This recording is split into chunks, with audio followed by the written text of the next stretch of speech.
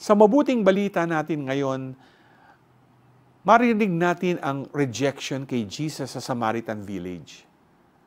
Nung makita ito ni na Santiago at Juan, gusto nilang humiling na paulanan ito ng apoy mula sa langit. Pero pinigilan sila ni Jesus.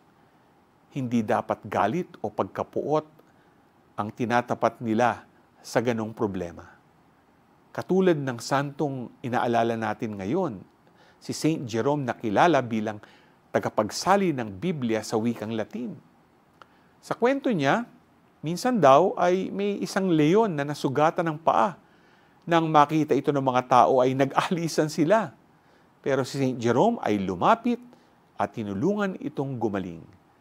Sa bawat pinagdadaanan nating problema, lagi tayong may kakayanan na pumili ng wasto at mag-isip ng ikabubuti.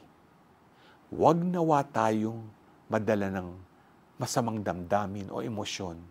Bagkus, tignan natin ang mga pagkakataon ng may pagmamahal. G ka ba?